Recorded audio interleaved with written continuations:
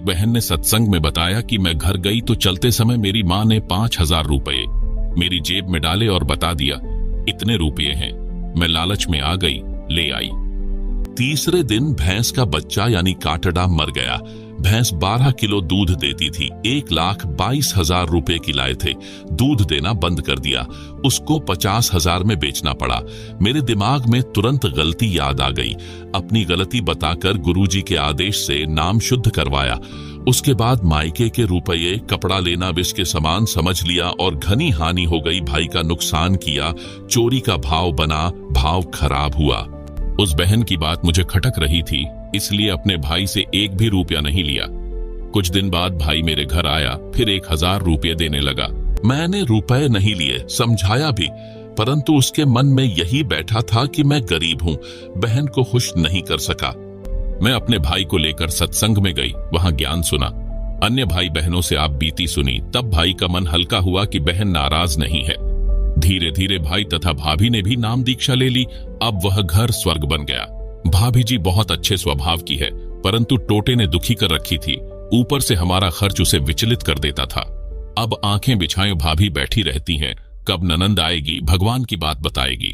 ऐसे वह पवित्र नाता विष से अमृत बन गया। धरती ऊपर स्वर्ग का एहसास होने लगा है।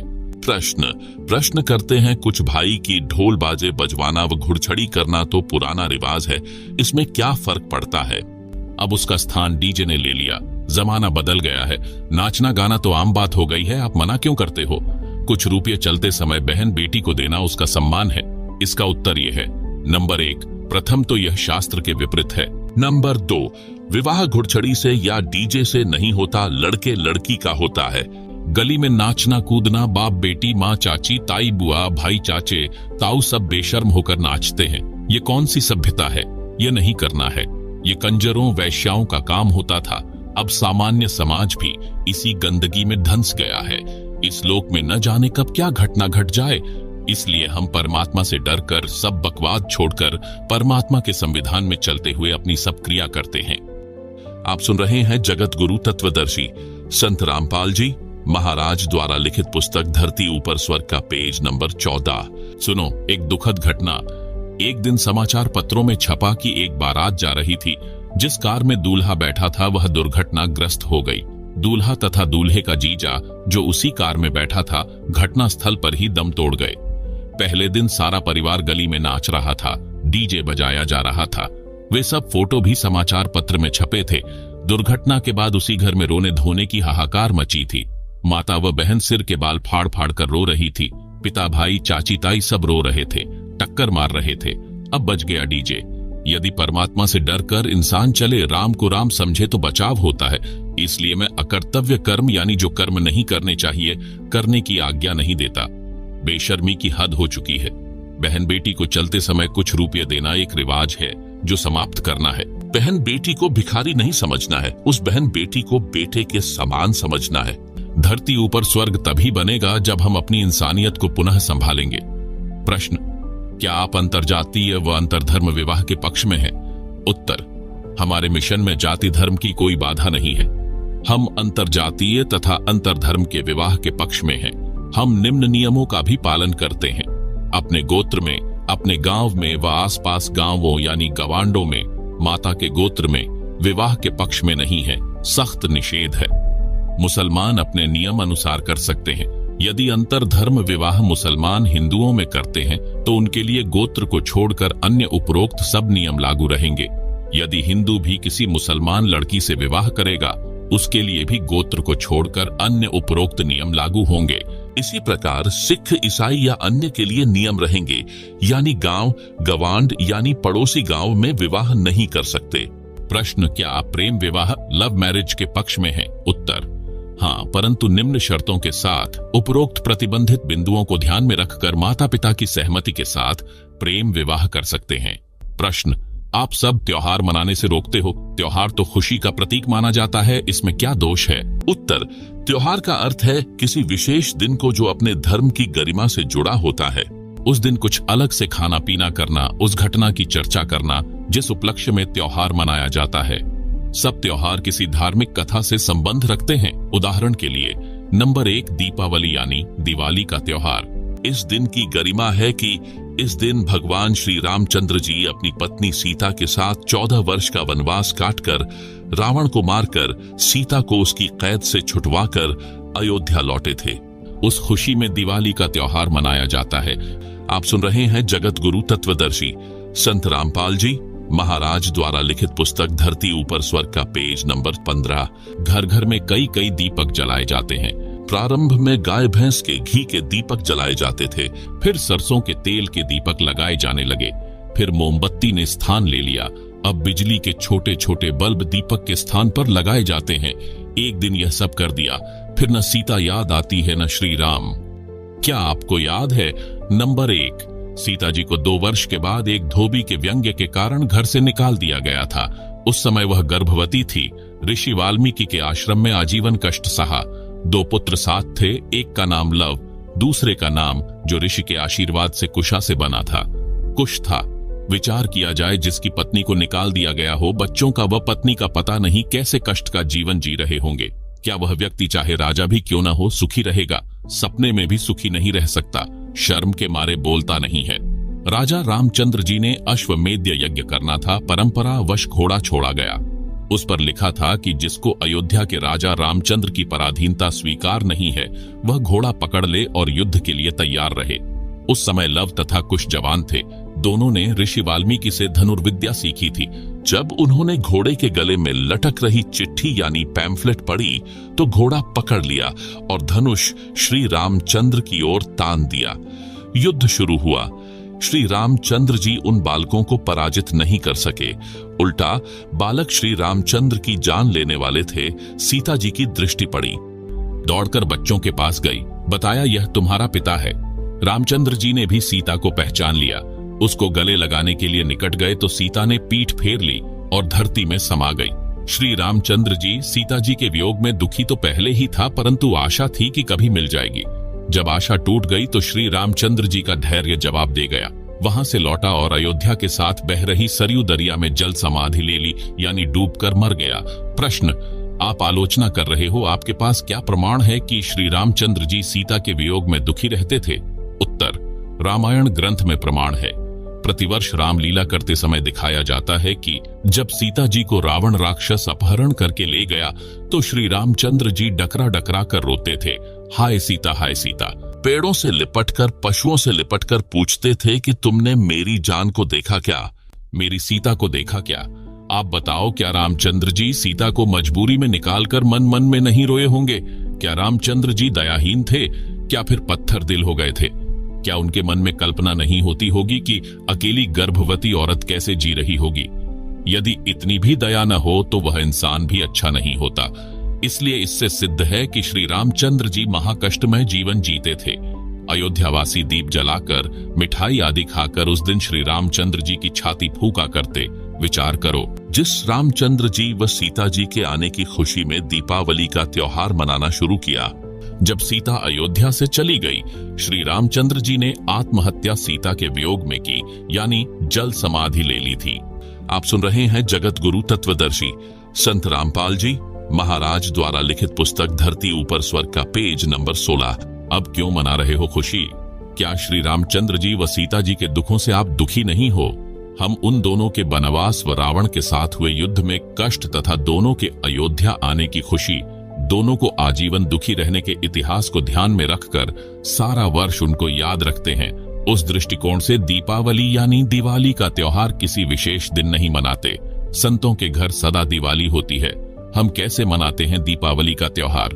प्रतिदिन देशी घी की ज्योति सुबह शाम जलाते हैं, जो एक समय 3 से 4 घंटे जलती है। एक वर्ष में 365 दिन है तो एक वर्ष में 730 दीपक हमने जलाए, जो दिन में 7 से 8 घंटे जले, जिसने हवन का काम किया।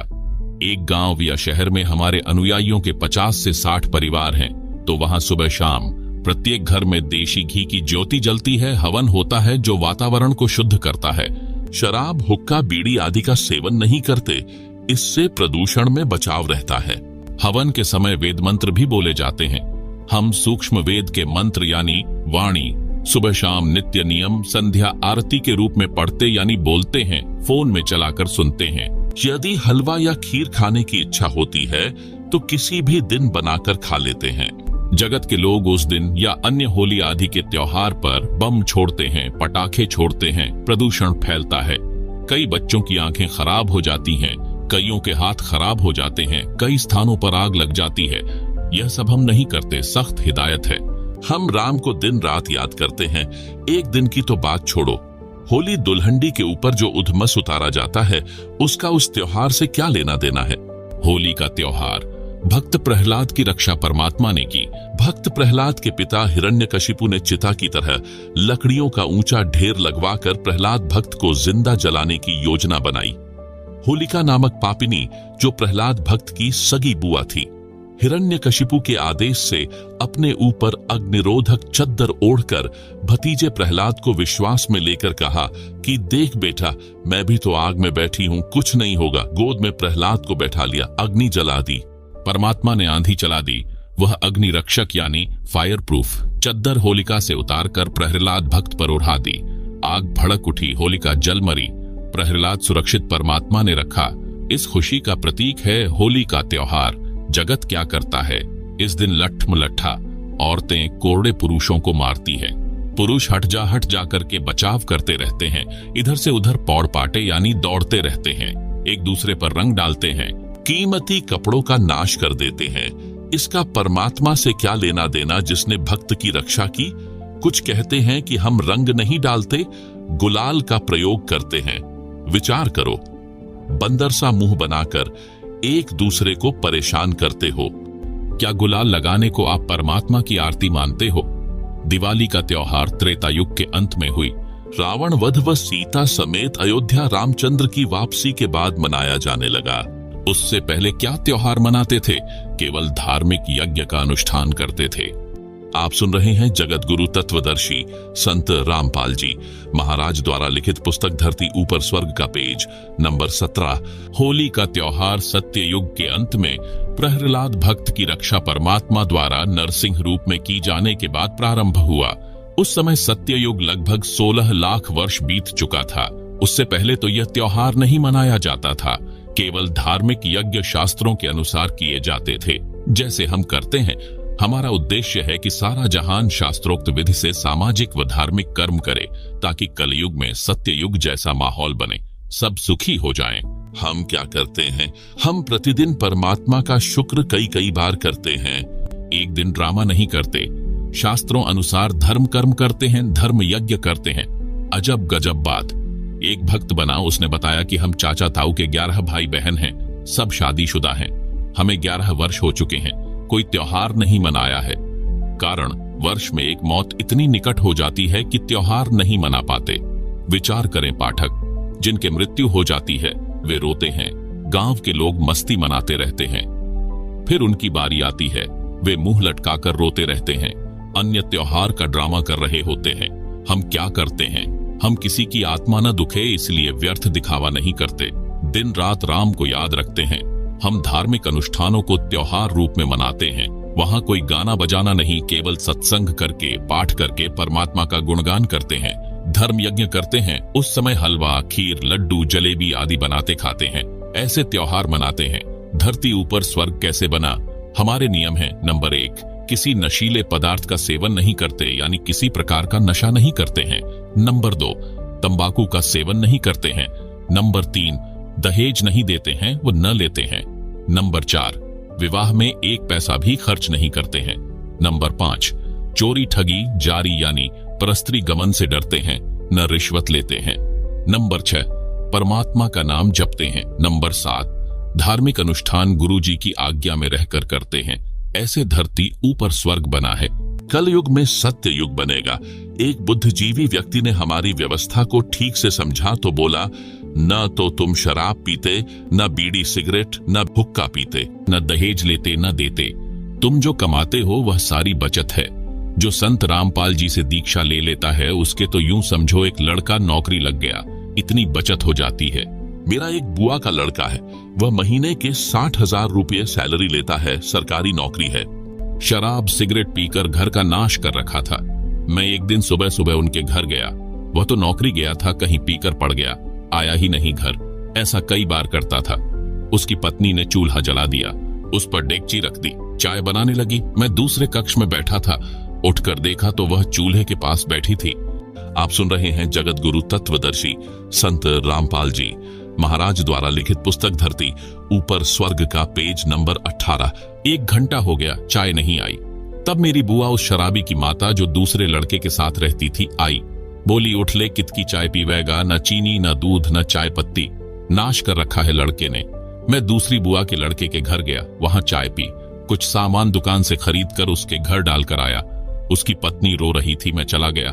6 महीने बाद फिर जाना हो गया। मैं देखकर आश्चर्यचकित था कि इतना अच्छा मकान रिपेयर, लिपाई, सफेदी करके सुधार रखा था। घर में सब सुविधा का सामान था। मेरी बुआ जी भी वहीं थी, वह बुआ का बेटा भी वहीं था। मैंने पूछा, 6 महीने में यह घर नरक से स्वर्ग कैसे बन गया? उस भाई ने बताया कि इस गांव में संत रामपाल जी सत्संग करने आए थे। रात्रि 9 बजे का समय था। मैं ड्यूटी से आया, घर पर कोई नहीं था। मुझे पता चला सत्संग में गए हैं। मैं गया तो था अपनी पत्नी को बुलाने, जो बच्चों समेत सत्संग में गई थी। उस दिन कहीं से पीने का जुगाड़ बना नहीं। मैंने भी सत्संग सुना तो मेरी आंखें खुल गई। सारा सत्संग जैसे मेरे ऊपर था। गुरुजी को पता भी नहीं था मैं कौन हूँ। मैंने उसी दिन नाम ले लिया। सब बीड़ी शराब वाहियात का खर्च बंद कर दिया। जो कमाता हूँ सारी बचत है। न रिश्वत लेने की आवश्यकता, न कंपनी में ओवर टाइम करना। ओवर टाइम वाला पैसा भी नशे में जाता था। उसके स्थान पर अन्य भाई बहनों को रोजगार मिल गया। ऋषि जैसा जीवन बन गया। मैं बोला कि खर्च करने की जगह ही नहीं बचती, सब बकवाद छूट जाती है। मेरी बुआ के बेटे का घर नरक से स्वर्ग बना, मेरी आंखों के सामने है। प्रश्न, आप श्रृंगार करना भी बंद करते हो? आभूषण तो स्त्री की शोभा होती है। इज्जतदार व धनवान के घर की बहू बेटी की तो इसी से गरिमा बनती है। यह आपका असूल यानी नियम जचा नहीं? उत्तर, इसका लाभ कोई नहीं, हानि भयंकर है। हम शास्त्रों को आधार मानकर अपनी सब क्रिया करते हैं, जैसे पूर्व में भी बताया था। और सुनो, महाभारत में कथा है जो इस प्रकार है। राजा परीक्षित के समय उसके राज्य में बहुत सारी अप्रिय घटनाएं होने लगी। राजा ने ज्योतिषियों से कारण जाना। उन्होंने बताया कि कलयुग की शुरुआत हो चुकी है। ये कलयुग के कारण हो रहा है। राजा ने पंडितों से समाधान पूछा तो बताया, हम कलयुग को कील देने यानी बांध देने का अनुष्ठान जानते हैं। राजा परीक्षित ने सब सामग्री मंगाकर कलयुग को समाप्त करने के उद्देश्य से एक अनुष्ठान करवाया। कलयुग परेशान हो गया। राजा परीक्षित से हाथ जोड़कर अपनी जिंदगी की भीख मांगी, कहा, मुझे भी कहीं जगह दे दो। राजा परीक्षित ने उसको इस शर्त पर छोड़ा कि तू इन स्थानों पर रहना। नंबर 1, शराब सेवन करने वालों के पास। नंबर 2, स्वर्ण यानी गोल्ड में। नंबर 3, जुआ खेल में। नंबर 4, वैश्याओं के पास। एक दिन राजा परीक्षित शिकार करने के लिए वन में गया। जंगल में गहरा चला गया, रास्ता भूल गया। राजा ने सिर के ऊपर स्वर्ण का मुकुट पहना था। कलयुग मक्खी बनकर राजा के सोने के मुकुट पर बैठ गया। एक ऋषि साधना कर रहा था। राजा ने आवाज लगाई कि ऋषि जी, मैं मार्ग भूल गया हूँ, मुझे मार्ग बता। ऋषि साधना में व्यस्त था, कोई उत्तर नहीं दिया। आप सुन रहे हैं जगत गुरु तत्वदर्शी संत रामपाल जी महाराज द्वारा लिखित पुस्तक धरती ऊपर स्वर्ग का, पेज नंबर 19। कई बार ऐसे ही कहा परंतु उत्तर नहीं मिला। कलयुग ने राजा की बुद्धि भ्रष्ट कर दी। राजा को अभिमान हुआ कि मैं राजा हूँ, यह एक सामान्य व्यक्ति मेरा अनादर करके अपमान कर रहा है। कलयुग के प्रभाववश होकर राजा ने एक मरा हुआ सर्प जो उसने ऋषि की कुटिया की ओर आते समय कुटिया से थोड़ी दूरी पर देखा था, उसे तीर में टांग कर लाया, ऋषि जी के गले में मृत सर्प डाल दिया और चला गया। उस ऋषि के बच्चे को, जो खेलने दूर ऋषि बच्चों के पास गया हुआ था, बताया कि आपके पिताजी के गले में राजा परीक्षित ने मृत सर्प डाला है। लड़का कुटी पर आया और पिता के गले से सर्प उतारा और राजा परीक्षित को श्राप दे दिया कि राजा परीक्षित, तेरे को आज से 7 दिन बाद तक्षक सर्प डसे, तेरी मृत्यु हो जाए। 7 दिन के बाद राजा परीक्षित को तक्षक सर्प ने डसा और मृत्यु हो गई। इससे स्पष्ट है कि जिसके घर में वह शरीर पर सोना है, उस पर कलयुग का दुष्प्रभाव रहता है, जो परेशानी का कारण बना रहता है। अन्य हानि सोने की। नंबर 1, चोरी का भय। समाचार पत्रों में पढ़ते हैं, एक बहन सोने की मोटी चैन गले में पहने हुए थी, उसमें एक मोटा पिंडल लगा था। शहर से घर की ओर लौट रही थी। 2 व्यक्ति एक मोटरसाइकिल पर आए। एक ने चैन को पकड़कर झपट्टा मारा। मोटी चैन थी, टूटी नहीं, गर्दन में गड़ गई, जख्म हो गया। दूसरे ने कहा कि ले चाकू, गर्दन काट दे।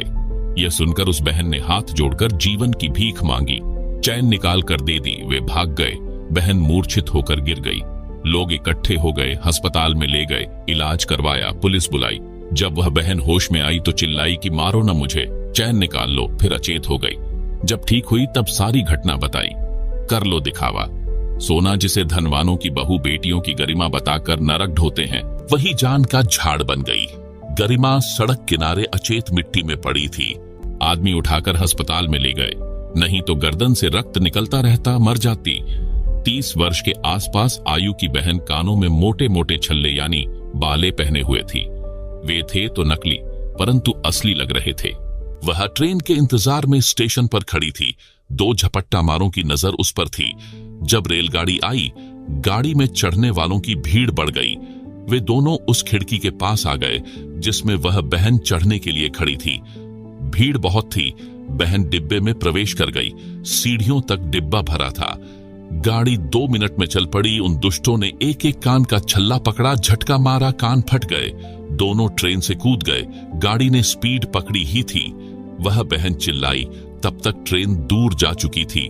डिब्बे के व्यक्तियों ने गाड़ी की चैन खींची। लुटेरे तो जा चुके थे। उस बहन को अस्पताल में ले जाया गया, इलाज करवाया। तब उस बहन ने बताया कि ये कानों के बाले यानी छल्ले नकली थे। यह झूठी शान का दिखावा भी दुख का मूल मंत्र है। आप सुन रहे हैं जगत गुरु तत्वदर्शी संत रामपाल जी महाराज द्वारा लिखित पुस्तक धरती ऊपर स्वर्ग का पेज नंबर 20। सोने को त्याग देने का लाभ, न चोरी का डर, न झपट्टा मारों का भय।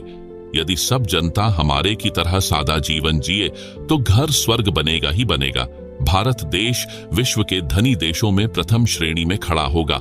कारण, विश्व में प्रत्येक देशों की जीडीपी सोने से बनती है। जिस देश के खजाने में जितना अधिक सोना यानी गोल्ड होगा, उसकी जीडीपी उतनी ही अधिक होती है। अंग्रेज भारत पर राज करते थे। बहुत सारा सोना सस्ते में ले गए जो उनकी जीडीपी को ऊंचा बनाए हुए है। भारत के मंदिरों में सैकड़ों क्विंटल स्वर्ण रखा है जो किसी काम नहीं आता। अंधश्रद्धा के कारण रखा है। उसे सरकार के खजाने में जमा कराया जाए, सरकार मोल लेती है। भारत का रुपया अमेरिका के डॉलर के बराबर हो जाएगा। उस सोने की कीमत से धार्मिक अनुष्ठान करवाए जाए, गरीबों की मदद की जाए ताकि दानकर्ताओं को पुण्य मिले। पोहलोबाई की नसीहत। एक राजा ने भक्तनी पोहलोबाई के ज्ञान विचार सुने, बहुत प्रभावित हुआ। उस राजा की 3 रानियां थीं। राजा ने अपनी रानियों को पोहलोबाई के विषय में बताया। राजा ने कई बार पोहलोबाई भक्तनी की अपनी रानियों के सामने प्रशंसा की। अपने पति के मुख से अन्य स्त्री की प्रशंसा सुनकर रानियों को अच्छा नहीं लगा, परंतु कुछ बोल नहीं सकी। उन्होंने भक्तमती पोहलोबाई को देखने की इच्छा व्यक्त की। राजा ने पोहलोबाई को अपने घर पर सत्संग करने के लिए कहा तो पोहलोबाई ने सत्संग की तिथि तथा समय राजा को बता दिया। सत्संग के दिन रानियों ने अति सुंदर कीमती वस्त्र पहने तथा सब आभूषण पहने। अपनी सुंदरता दिखाने के लिए कोई कसर नहीं छोड़ी। रानियों ने सोचा था कि पोहलो बहुत सुंदर होगी। भक्तमती पोहलो राजा के घर आई। उसने खद्दर का मैला सा वस्त्र धारण कर रखा था।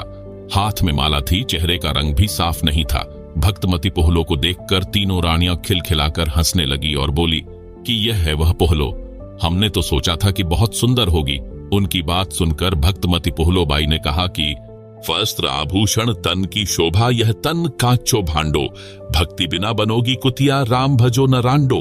भावार्थ, सुंदर वस्त्र तथा आभूषण शरीर की शोभा बढ़ाते हैं। यह शरीर नाशवान है जैसे कच्चा घड़ा होता है। यह शरीर क्षणभंगुर है, न जाने किस कारण से, किस आयु में और कब कष्ट हो जाए, कोढ़ लग जाए। यदि भक्ति नहीं की तो अगले जन्म में कुतिया का जन्म पाओगी, फिर निवस्त्र भटकती फिरोगी। इसलिए कहा है रांडो अर्थात स्त्रियों भक्ति करो। रांड शब्द विधवा के लिए प्रयोग होता है, परंतु सामान्य रीति में स्त्रियां अपनी प्रिय सखियों को प्यार से संबोधित करने में यानी प्यार भरी गाली के साथ प्रयोग किया करती। अब शिक्षित होने पर यह शब्द प्रयोग नहीं होता। भक्तमती पोहलोबाई ने सत्संग सुनाया। कबीर परमेश्वर जी की साखियां सुनाई। कबीर, हरि के नाम बिना नारी कुतिया होए, गली गली भौंकत फिरे, टूक ना डाले कोय। कबीर, राम रटत कोड़ी भलो, चू चू पड़े जो चाम, सुंदर देही किस काम की, जा मुख नाही नाम। आप सुन रहे हैं जगत गुरु तत्वदर्शी संत रामपाल जी महाराज द्वारा लिखित पुस्तक धरती ऊपर स्वर्ग का पेज नंबर 21। कबीर नहीं भरोसा देही का, विनश जाए छिन माही, श्वास उश्वास में नाम जपो और यत्न कुछ नाही।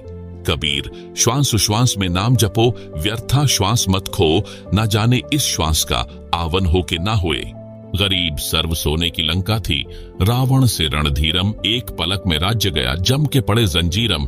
गरीब मर्द गर्द में मिल गए, रावण से रणधीरम, कंस केसी चाणूर से हिरणाकुश बलबीरम। गरीब तेरी क्या बुनियाद है, जीव जन्म धरि लेत, दास गरीब हरि नाम बिन खाली रह जा खेत। शब्दार्थ, कबीर परमेश्वर जी ने अध्यात्म का विधान बताया है। कहा है कि जो स्त्री भक्ति नहीं करती वह अगले जन्म में कुतिया का जीवन प्राप्त करके गली गली भौंकती फिरती है। कोई उसको भोजन का ग्रास भी नहीं डालता। मानव जीवन में सब भोजन समय पर मिल रहा था। भक्ति न करने से यह दशा होगी। परमात्मा की भक्ति कुष्ठ रोगी यानी जिसके शरीर की खाल भी कट कर गिर रही है, उससे रक्त निकल कर गिर रहा है, भी करता है तो बहुत अच्छा है। भक्ति करने से उसका कुष्ठ रोग भी ठीक हो जाएगा, भविष्य भी उज्जवल होगा। जो भक्ति नहीं करता वह चाहे सुंदर शरीर वाला भी क्यों न हो, उसका सुंदर स्वस्थ शरीर किसी काम का नहीं है। इस मानव शरीर का कोई विश्वास नहीं है कि यह कब तथा किस कारण से नष्ट हो जाए। इसे बचाकर नहीं रखा जा सकता। इसका एक उपाय है, भक्ति करो। इतना स्मरण करो कि एक श्वास भी नाम के जाप बिना खाली ना जाए। श्वास छोड़ते समय तथा लेते समय प्रत्येक श्वास में नाम जपो। श्वास को नाम के जाप बिना व्यर्थ न खो। इस श्वास का ज्ञान नहीं है, ये अंदर गया है तो बाहर आएगा कि नहीं आएगा, इसलिए गफलत न करके भक्ति में लग जाओ। यदि आपके पास धन है और सुविधाएं भी हैं, इनके कारण भक्ति करना न भूलना। श्रीलंका के राजा रावण के पास अत्यधिक धन था। उसने स्वर्ण के मकान बना रखे थे और स्वयं भी योद्धा था। परंतु श्री रामचंद्र के साथ युद्ध हुआ, मारा भी गया और स्वर्ण भी लूट लिया गया, राज्य भी गया। यह सब एक पलक में हो गया, यानी राम जी के तीर से मारा गया।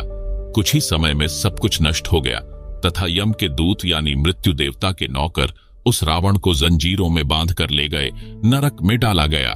रावण जैसे मर्दाने यानी शूरवीर मिट्टी में मिल गए तथा मथुरा का राजा कंस, उसका प्रसिद्ध पहलवान छाणूर, कंस का नौकर केशी रूपधारी राक्षस तथा हिरण्यकशिपु जैसे बलवान भी भक्ति बिना जीवन व्यर्थ कर गए। हे सामान्य प्राणी, तेरी क्या बुनियाद है, यानी तू किस आधार से बचेगा? तू कर्मों के अनुसार भिन्न भिन्न जीवों के शरीर धारण कर लेता है। संत गरीबदास जी ने परमेश्वर कबीर जी के बताए ज्ञान से कहा है कि भक्ति न करने से तेरे को ऐसी हानि होगी जैसे किसान खेत में बीज न बोने से भूखा मरता है, उसे कोई लाभ नहीं होता। भक्तनी पोहलो ने इस संसार की वास्तविकता बताई तथा भक्ति बिना होने वाले कष्ट बताए। छोटे से राज्य के टुकड़े को प्राप्त करके आप इतना गर्व कर रहे हो, यह व्यर्थ है। लंका के राजा रावण ने सोने यानी गोल्ड के मकान बना रखे थे। सत्य भक्ति न करने से राज्य भी गया, स्वर्ण भी यहीं रह गया, नरक का भागी बना। राजा रानियों ने उपदेश लेकर भक्ति की तथा जीवन धन्य बनाया। आप सुन रहे हैं जगत गुरु तत्वदर्शी संत रामपाल जी महाराज द्वारा लिखित पुस्तक धरती ऊपर स्वर्ग का पेज नंबर 22। महाकष्ट मोल लेते हैं। एक व्यक्ति ने दीक्षा लेने के बाद बताया कि मेरे साले ने लड़की का रिश्ता करना था। लगभग 10 लाख के सोने गोल्ड के आभूषण बनवाए, कीमती सामान, कपड़े, फ्रीज, एसी, मोटरसाइकिल, सिलाई की मशीन आदि लाकर रखे, जो कानून से बचने के लिए लड़के वालों के घर विवाह से 1 महीना पहले देकर आने थे, क्योंकि विवाह के समय नहीं दे ले सकते, कानूनी गलत है। जिस दिन भेजने थे उसी रात्रि में 10-12 व्यक्ति आए, 4 व्हीलर ले रखा था, सारा सामान लाद ले गए। घर वालों ने सोचा कि मंगत राम, साले का नाम, सामान लेकर जा रहा है। सब सोते रहे। सुबह मंगत राम उठा तो घर खाली था। पता चला तो पेट पकड़कर बैठ गया। भेद भी नहीं लगा। घर गांव से बाहर की ओर था, गांव का अंतिम घर था। कर्ज लिया, इतना ही सामान फिर लाया, हाथों हाथ आगे पहुंचाया।